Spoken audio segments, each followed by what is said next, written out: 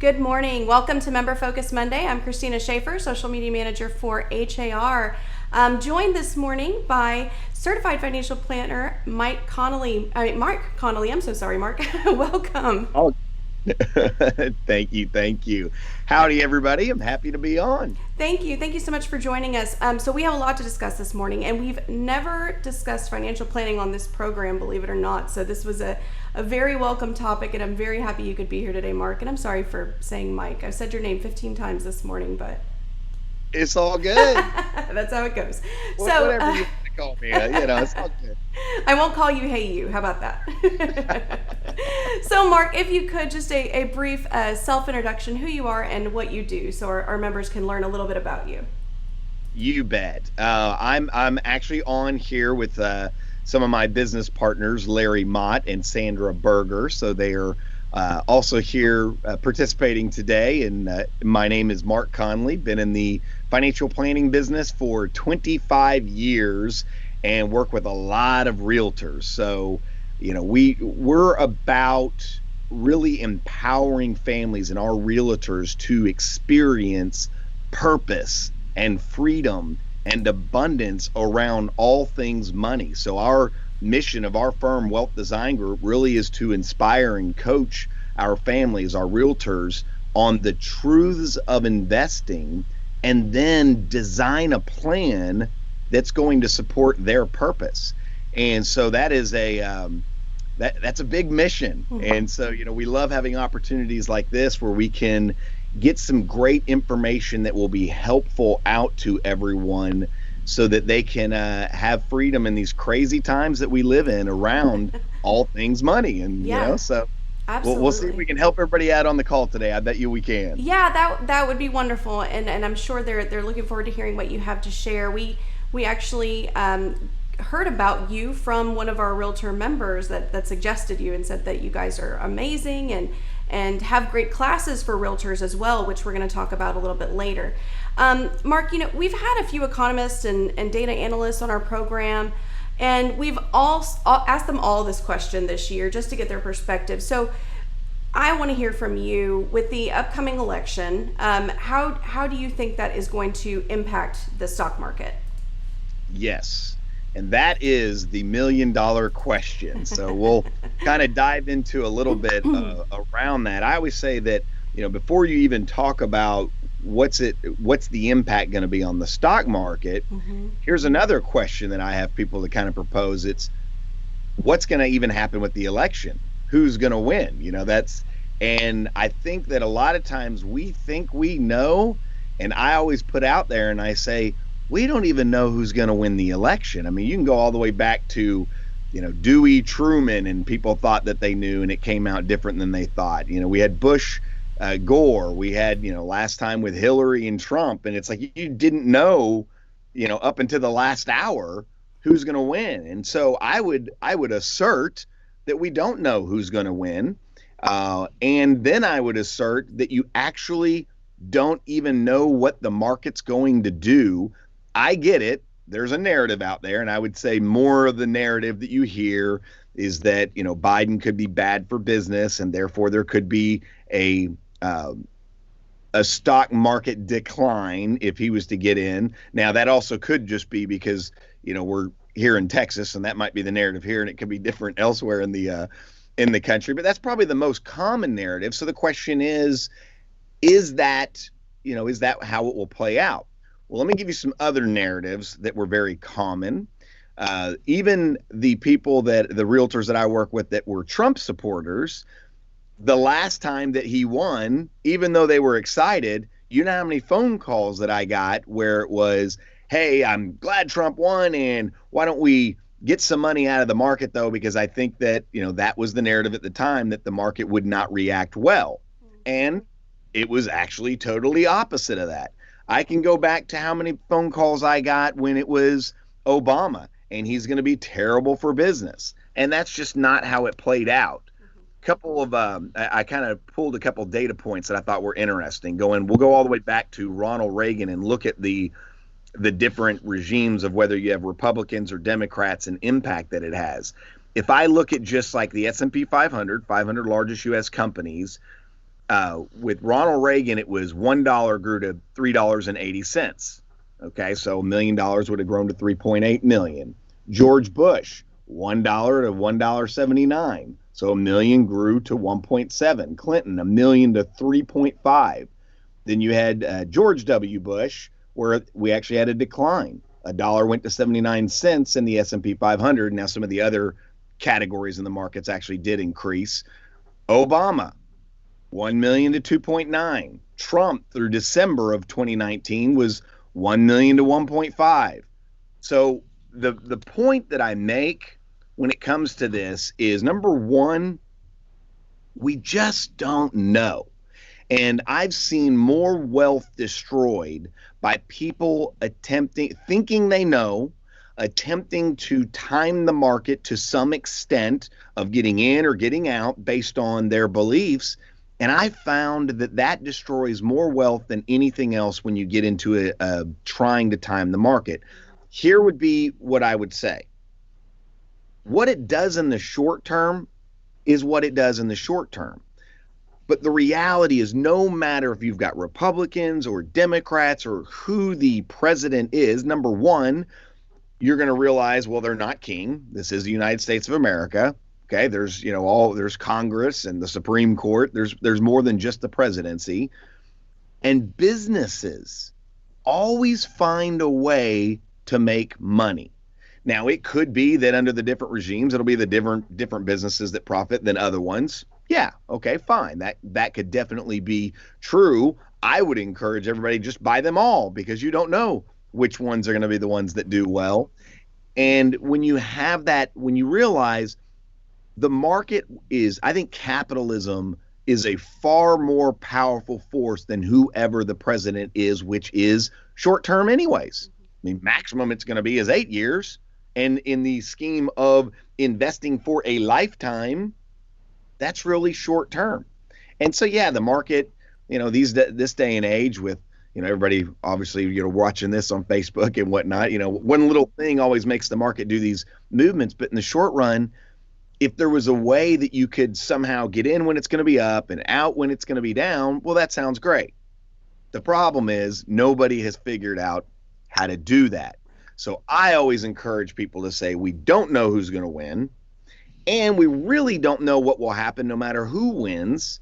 And especially when you focus on the long run, capitalism works, businesses will make money, and that's what you should focus on banking on. That would be the way that I would answer that. Well, that's great, and that is a really great, interesting way to put it. 8 years versus financial planning and saving for a lifetime. And there's a few people in the comments telling you, very well said. That's great info. So they definitely agree with you. Very good. So you mentioned the S&P 500, and that was actually kind of the next question I have for you. Do you and maybe you don't know the answer based on your previous answer, but do you believe that the S&P 500 will continue on its current run? So when we look at the S&P 500, few things that I always want to bring up. Number one, understand that about 50% of the return in the S&P 500 is going to be because of Google and Facebook and Microsoft and Apple and Amazon. So I know it is the 500 largest U.S. companies that are in that index, but a major part of it is based upon those companies. And it's been on, a tremendous run. I mean, if I look just through 2019, we've got a full year of data ending over the last really 3 years. I mean, it's beaten every other category. It's beaten international, and it's beaten smaller companies. It's beaten value companies. It's actually from 1/1 of 2017 to December 31st of 2019, it averaged 15.27%, which is far above every other category. So the question is, will that continue? Again, I'm going to kind of, like you just said, Cristina, I'm going to go back to my point. Market timing is where I see more wealth destroyed, where we think we know something and we place our bets, if you will, in one particular area. And the reason that I say that's dangerous is because, yes, the S&P 500 absolutely has been on a run. As investors, when we see that happen, it doesn't matter if it's the S&P 500. It could be, we see it in real estate. We see it with gold. You see it in all different kinds of markets. Something gets on a run and we gravitate towards it. Not to mention, we have familiarity with those companies. Like, we use those companies' products and services. And so, we like them. And so there tends to be this desire to overweight and forsake diversification. If I ask people, is diversification a good idea? Everybody says yes. But then we can't help ourselves as human beings that when something's doing good, we want to put more money in it. Just so you know, this has happened before.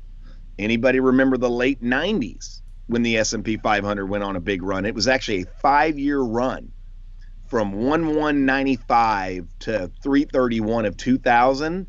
It did almost 27%, a little bit more than 27% per year during that time. So even better than the run that we've seen here.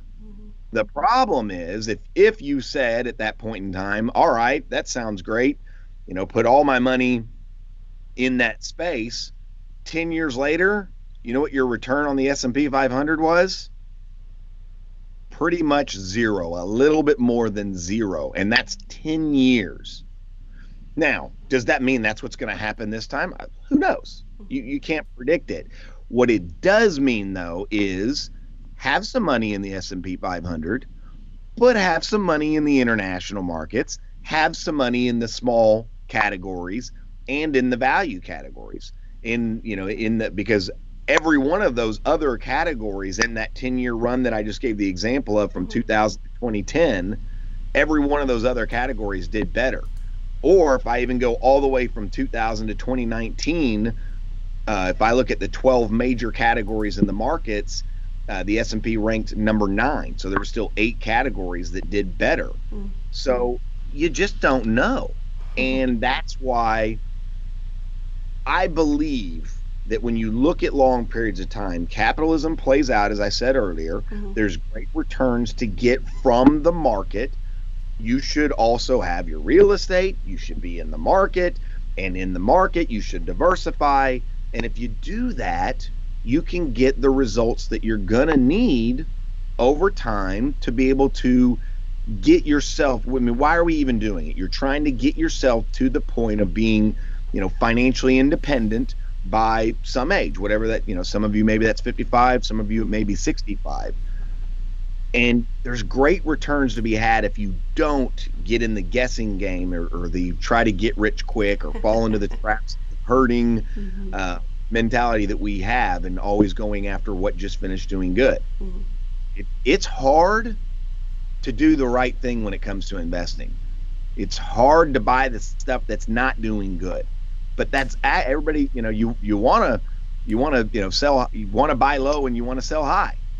But our instincts, which is why we have to do as much coaching as we do, they're always driving us to do something other than that. Even though we say it, we know those things logically, what actually happens out there in the real world is we go the opposite of what you should be doing. That's, one of the things I talk to all of our realtors about is just giving knowledge of how to build a portfolio won't be good enough. You've got to have, as a certified financial planner, you need to crunch the numbers. You need the knowledge, absolutely. But you also need to have a coach. You can know, how to get in shape. You're going to eat less and you're going to move more. But doing it's a whole nother thing.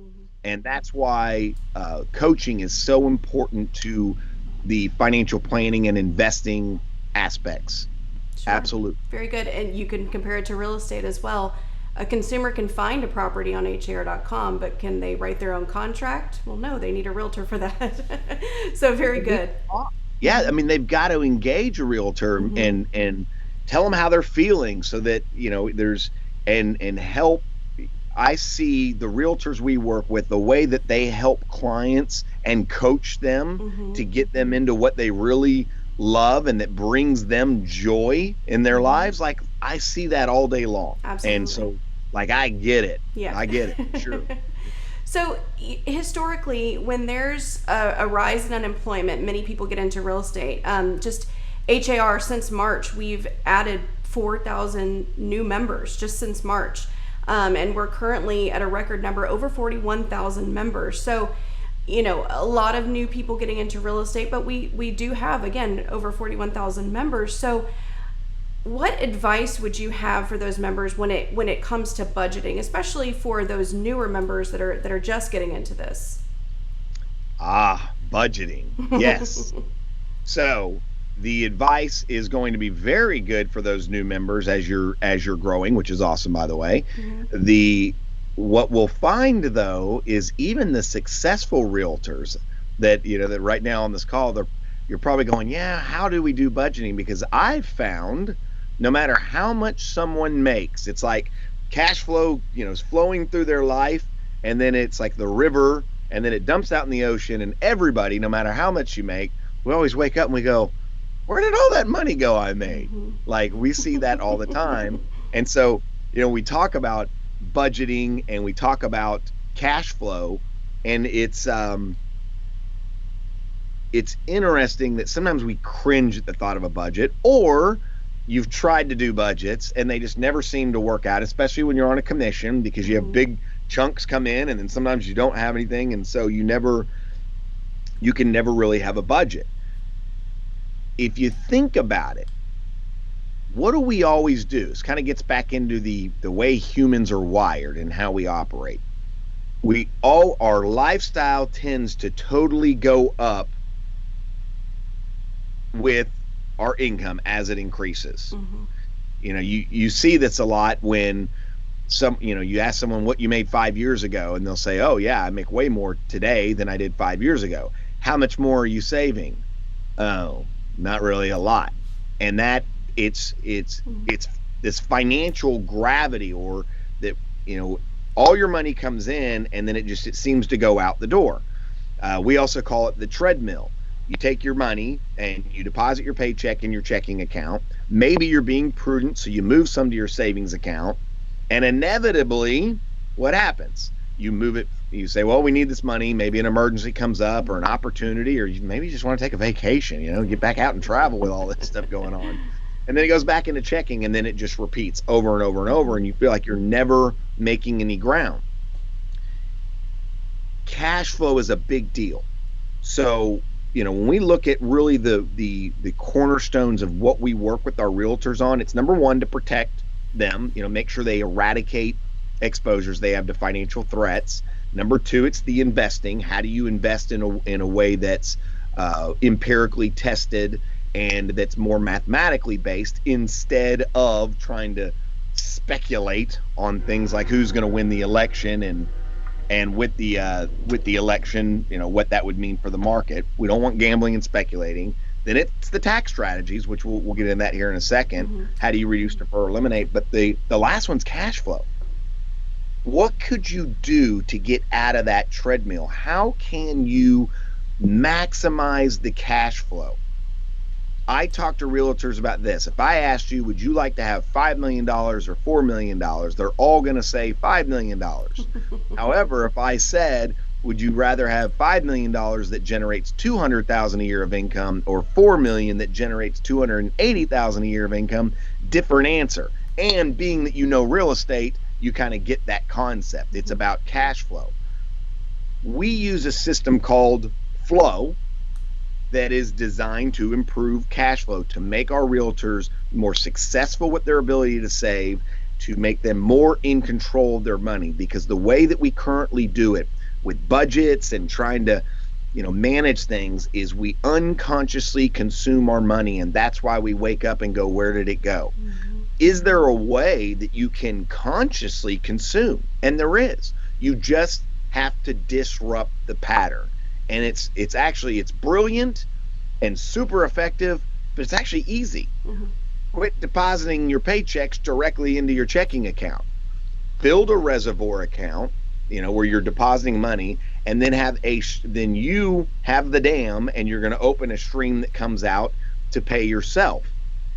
So these are conversations that we have with our realtors that they found it. We've been, implementing systems like this over a decade that they find it amazing how much better they handle cash flow. And it's not really about budgeting so much as it is about interrupting the normal process of just depositing everything to checking and not developing a system that you're really paying yourself.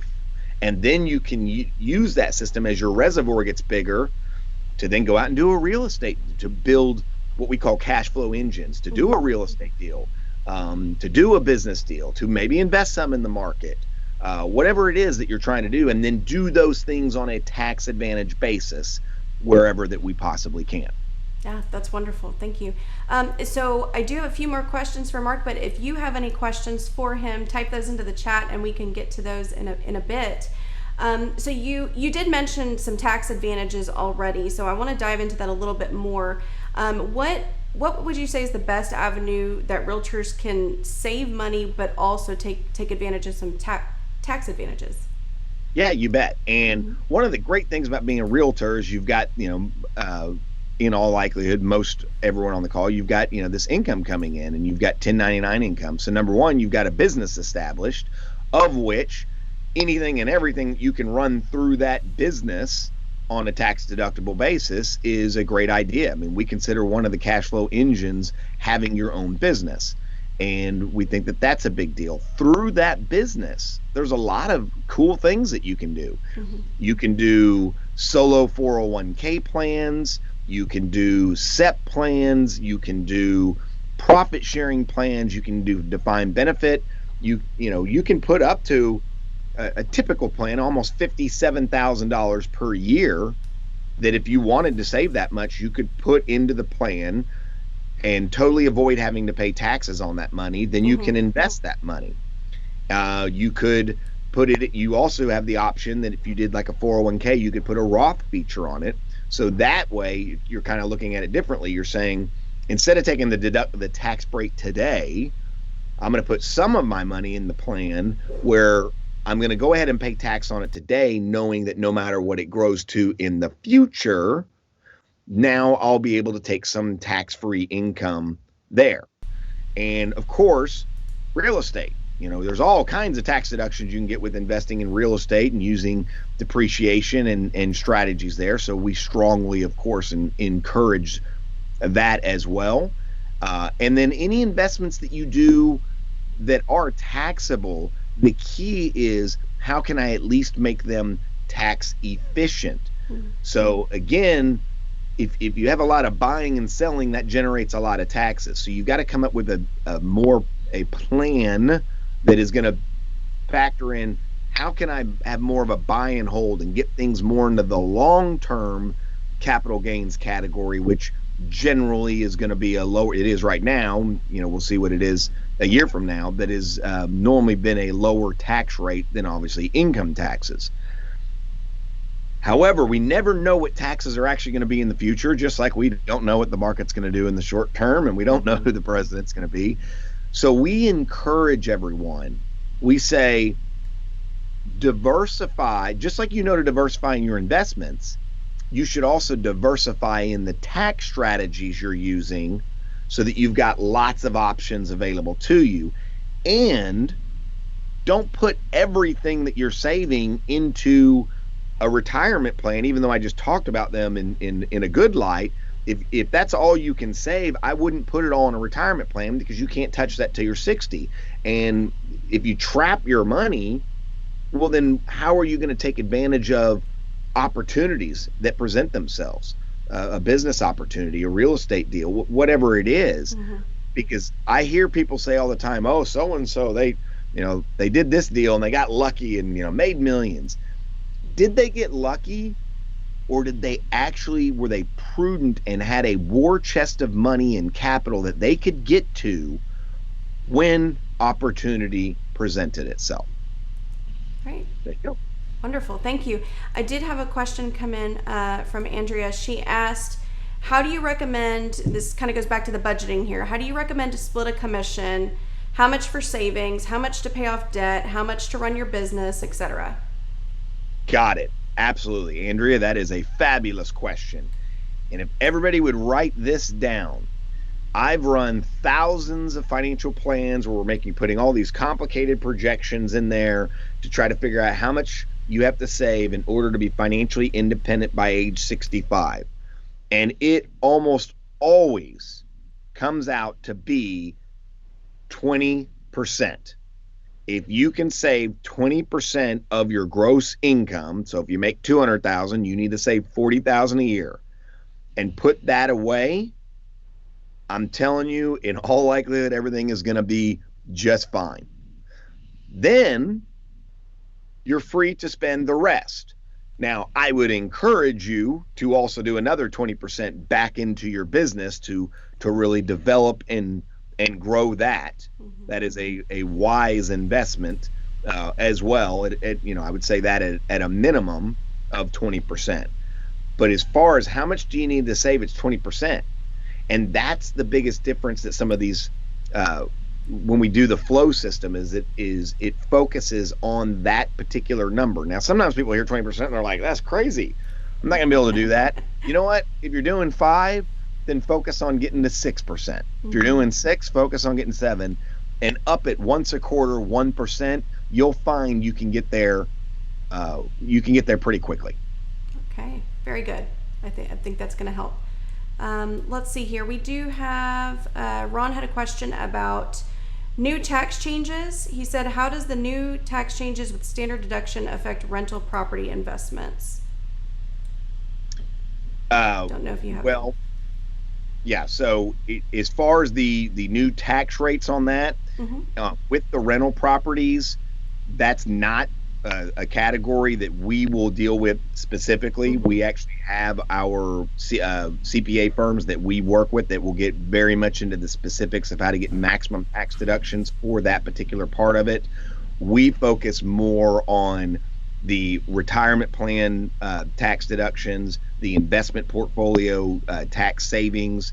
But yeah, I get it. Mm-hmm. As realtors, you're all going to have a lot of real estate investments, which is what so many of my clients do. But that question's more in the CPA world. Mm-hmm. One of the things that we do talk about, though, is positioning yourself to get real estate. When you build a war chest of money, realtors get that using leveraged dollars increases the rate of return. If everybody gets, you have $100,000, piece of land, and you put all $100,000 in it and it goes up 10%, well, you made 10%. Mm-hmm. But if you only had to put $10,000 in and then it made $10,000, your rate of return's a lot higher. So using leverage is a big play. So what a lot of our realtors will do, and this is dependent upon your circumstances, but they'll establish safe money type of accounts that then they can borrow against those strategies. Right now, just putting money sitting in cash just doesn't pay a lot. So you've got to look to even bonds. I mean, you could build a bond portfolio and have leverage against that, but it still doesn't pay a lot. Most realtors right now are looking to insurance companies. They can use different types of what we call as overfunded permanent insurance contracts, where you're still getting some protection, but now you're building a war chest of money that you can access totally tax-free. Like I use my permanent insurance to do real estate. So I just use it as a line of credit, and I can go out and I can use that money to purchase. And so then, assuming everything appreciates, which of course is not guaranteed, then that gets us a great rate of return. So we've got a lot of our realtors that are sitting down with us, more focused just on building the war chest and a smart, great tax strategy to give them extra money to do other types of investments that maybe aren't stock market based. Mm-hmm. That's a big deal of the work that we're doing with them as well. Okay. Very good. Thank you for that. So kind of along those lines, and I know we're running short on time here, but my last question for you: where can realtors put money to build up for personal real estate investments, or maybe they're looking to open their own brokerage or something like that? Where can they do that? Absolutely. And really, I'll go back to you need to build the money in that reservoir. So we encourage everyone to get into the flow system, build a reservoir, interest-bearing FDIC account. So you're going to have some money there. Doesn't pay a lot, though. Then you got another area of We can use bonds. We can use municipal bonds if we want to for tax-free income. But you got to be careful here, because you also need to make sure that your net result is a positive result. Because right now interest rates are low, which is great for real estate and for mortgages and that thing. Not so great for building money in a safe way. What you don't want to do is take that money and put it in the stock market, because the problem is, if you need the money or the opportunity shows up when markets are down, you don't want to sell your stock, so you don't do it there. Or we have found using permanent insurance contracts is a very powerful way for realtors to accumulate wealth, that where it does nothing but go up every single year. Also offers their family protection, because it is a life insurance contract, so there would be protection there. But you have to structure it in the right way, because a lot of these that I look at, realtors come in, they go, hey, is this a good investment? And the way it's structured is not properly done, and it's actually not a good investment.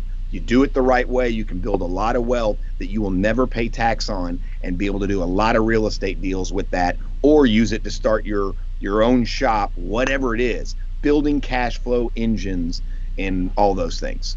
Excellent. Thank you for that. So you have some workshops coming up for realtors. Can you tell us a little bit about those? Yes. So we believe in coaching, as I've stated a little bit earlier, and people just are never happy with investing. It seems like what we find is either A, your account's down, nobody's happy about that, or B, your account's up, and then you're just worried about, well, what's going to happen in the election? Is it going to go down? Or C, it's up, but you heard about something that did better. So you will never have peace of mind around investing unless we have found we can create the possibility of that if you have good knowledge and go to coaching. We've got a workshop that's coming up. It's a 2-day workshop. It's going to be Saturday, November 7th from 9 in the morning to 12:30. And then the part 2 is going to be the following Tuesday night, the 10th, from 6:30 to 8:30.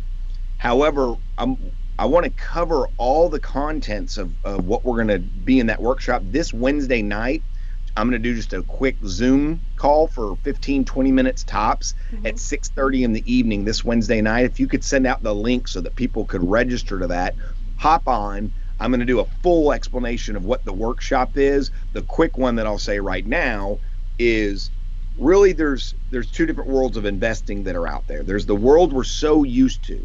That's what's on TV all day long. And it's really a world of gambling and speculating. There's actually this other world that's empirically tested, Nobel Prize winning mathematical strategies. We want to show you that there actually is a different way to go about the investing, that where you don't have to worry about, what's going to happen with the election. You have a plan in place that's ready to deal with whatever it is, such as what we just saw with the coronavirus. And our plan just, we didn't know that was going to happen, but the plan worked brilliantly as soon as it happened.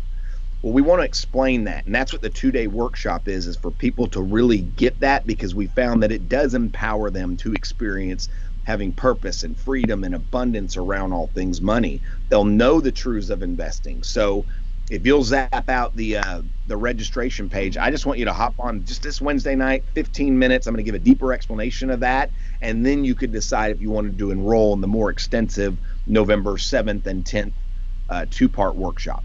Very good. Well, I'm going to guess that you're going to have some signups, because we've had so many members thanking you for this great information in the comments. Mark, any final words before we wrap up here today? I would just say, everybody get out there, go do great things, have fun with it, and make an awesome difference in this world. Thank you. That's what I would say. Thank you so much for your time. So that is it for this Member Focus Monday. We'll see you next Monday at 9 a.m. Have a great week, everyone. Bye-bye.